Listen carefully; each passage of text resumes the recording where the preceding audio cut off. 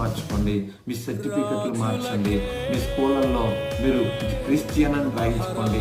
ఇది కాదు పట్టుదల. దీనికోసం పెద్ద ప్రమాదం జరగలేదు బైబిల్లో. దీని గురించి పెద్దగా అవసరం లేదంటాను నేనైతే. ఎందుకంటే అసలైంది ఏంటంటే దేవుని సన్నిధిలో విగ్రహారాధన గురించి మాత్రం బాధ్యత తీసుకున్నారు. మీరు అక్కడ చూడవచ్చు, ఆ నలుగురు యవనస్తుల పేర్లు కూడా దేవుని పేర్లు తీసేసి వాళ్ళ దేశపు పేర్లు, వాళ్ళ దేశంలో ఉన్నటువంటి నామకరణ వారు చేసినప్పుడు వారి ఇంటి పరిస్థితులు కూడా పెద్దగా పట్టించుకుని దాని మీద ఫైట్ చేయలేదు. మాకు యూదులనే పేరు ఉంచండి, మాకు ఈ బబులోని పేర్లు పెట్టొద్దండి, ఆ దేవత పేర్లు పెట్టొద్దండి అని అడిగినట్టు నాకు ఆ బైబిల్లో కనిపిస్తుంది. వాళ్ళు ఎక్కడ ఎక్కువ బాధ్యత తీసుకున్నారు, ఎక్కడ ఎక్కువ పోరాటం చేశారంటే వాళ్ళు భోజనం కూడా పోరాటం చేశారు. ఎందుకు చేయాలి?